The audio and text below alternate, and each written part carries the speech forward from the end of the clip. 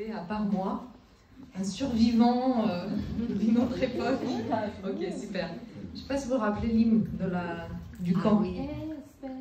Car tu vaux très cher, il n'y a pas d'autre enfant comme toi sur la terre.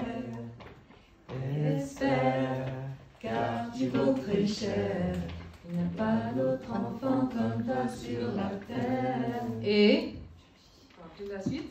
Non, Le groupe Espère représente ici à Tours pour donner un petit peu d'amour. Petite sœur, petit frère, ne reste pas sourd. Il faut que tu espères malgré ces tours qui t'entourent. 22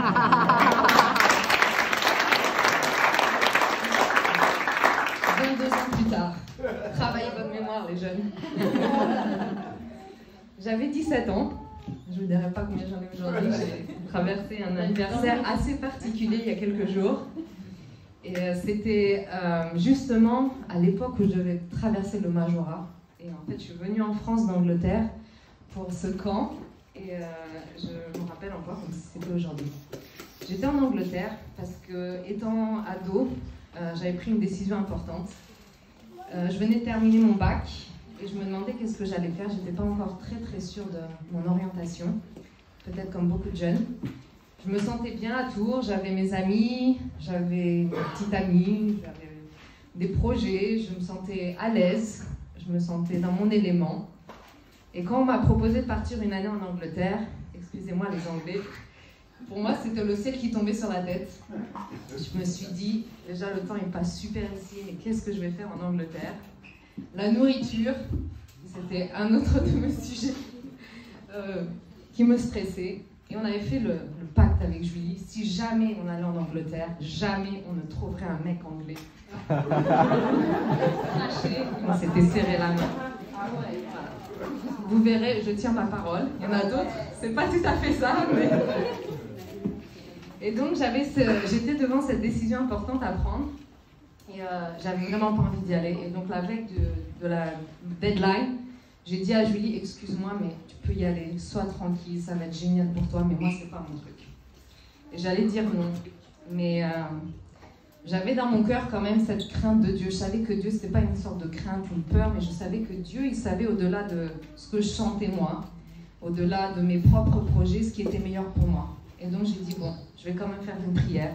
J'ai dit, Dieu, moi, j'ai pas envie d'y aller, je vais dire non. Mais si toi, tu as un autre plan, si toi, tu sais mieux que moi, alors tu peux me faire changer d'avis. Alors tu peux mettre de la paix dans mon cœur, tu peux me parler, je ne sais pas, mais montre-moi. Et donc le lendemain est arrivé et tout d'un coup, une paix s'est installée dans mon cœur. C'était contre toute attente.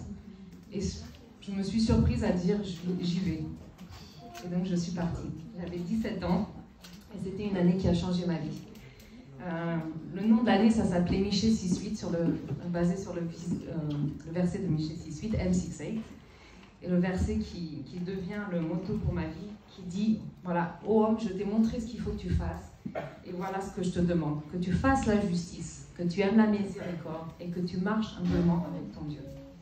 Pour un jeune de 17 ans, c'était pas tout à fait ce qu'on pouvait rêver, c'était pas tout à fait ce qu'on nous étalait devant nous, mais j'ai saisi ce verset comme un motto pour ma vie. Et du coup, tout a découlé. J'ai décidé après cette année où j'ai eu l'occasion de m'impliquer dans différentes missions, j'ai décidé d'aller dans le social. C'était quelque chose que je savais faire. J'aimais les gens qui étaient en difficulté. J'avais un cœur pour les gens qui étaient traités de façon injuste. À l'époque, c'était beaucoup les tziganes qui étaient dans mon cœur. Je trouvais que c'était injuste la façon dont les gens les traitaient.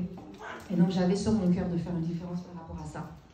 Et pendant cette année, justement, où j'étudiais le métier du social, on a eu l'occasion de partir en Roumanie. La première fois, c'était difficile. C'était chouette, c'était difficile pour moi. Beaucoup de choses ont été chamboulées dans mon cœur.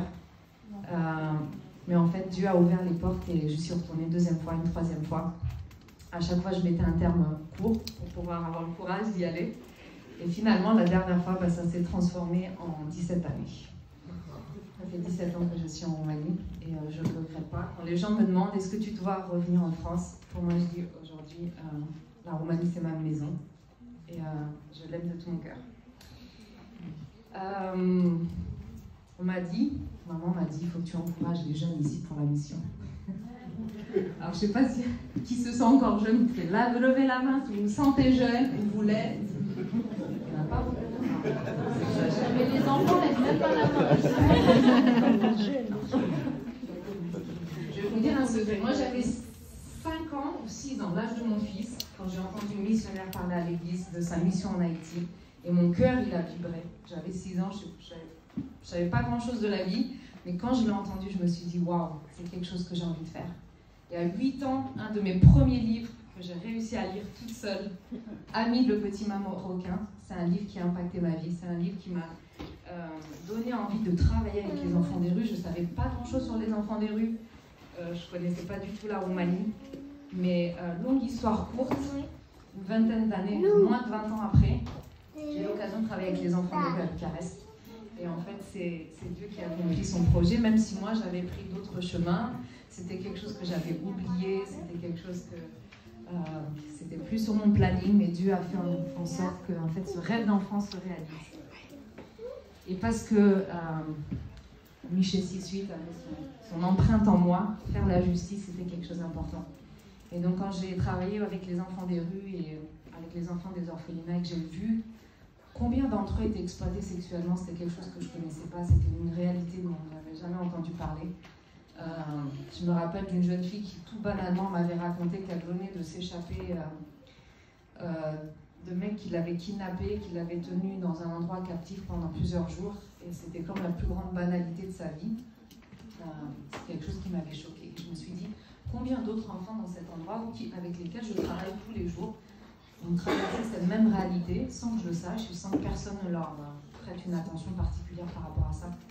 Je me suis rendu compte qu'énormément de ces enfants, pas seulement les filles, parce qu'on pense souvent aux filles, mais j'ai rencontré beaucoup de garçons pendant ces années où ils me racontaient qu'ils allaient voir des étrangers riches qui leur donnaient de l'argent, qui leur donnaient des habits et qui les sortaient au restaurant, qui devaient payer en échange contre les services sexuels. C'était quelque chose pour moi qui était un peu impensable parce que voilà, j'étais née dans une famille chrétienne. Chez nous, on attend le mariage. Chez nous, c'est quelque chose de spécial. Chez nous, c'est le gros cadeau que tu donnes à ton mari un jour. Et donc, je ne comprenais pas comment est-ce qu'on pouvait traiter cette partie tellement intime, tellement précieuse, comme une banalité. Parce que c'était des enfants qui avaient été abusés, c'était des enfants qu'on n'avait pas aimés, c'était des enfants à qui on avait appris que tu n'as pas ton mot à dire, tu n'as pas d'intimité à choisir. Et donc, c'est comme ça qu'après des années, l'association Free est née, dans le but de pouvoir aborder en particulier une de ces problèmes que ces enfants auxquels ils se confrontaient, c'était l'exploitation sexuelle. Je sais que je l'ai déjà dit, la Roumanie, c'est malheureusement un des pays d'origine de la traite humaine numéro 1 en Europe. Et donc, en fait, on voit partout dans l'Europe occidentale, dans tous les quartiers rouges, dans tous les strip clubs, tout ça, on voit énormément de Roumains. C'est la nationalité qui prédomine encore. C'est sûr qu'il y en a d'autres aussi, les Bulgares, les Nigériennes. On parle beaucoup de la Roumanie. Et donc, c'est comme ça que la vision est née, de pouvoir prévenir, mais aussi de pouvoir apporter une aide à ces femmes qui sont souvent maltraitées, qui sont jugées. Je me rappelle d'une jeune femme qui avait grandi dans une église protestante, en Roumanie, qui ensuite avait été trafiquée, exploitée pendant des années, qui disait qu'elle avait honte de retourner dans sa famille, qu'elle ne pouvait jamais retourner chez elle, demander de l'aide parce qu'elle apporterait la honte à sa famille, à sa communauté. Et c'était quelqu'un qui avait grandi comme nous dans une église et qui avait eu les mêmes principes, mais qui se retrouvait jugé et mis de côté. Et donc, qui n'avait pas la possibilité de sortir de cette exploitation.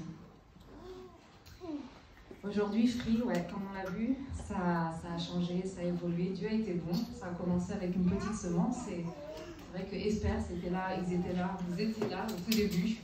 Les premières donations, je me rappelle la première fois que j'ai reçu 400 €. Je trouvais ça extraordinaire. Je me suis dit, mais qui c'est qui va me donner 400 €? Avoir confiance dans quelque chose qui n'a même pas commencé. On avait besoin d'un peu de ressources pour payer une avocate pour nous faire les papiers.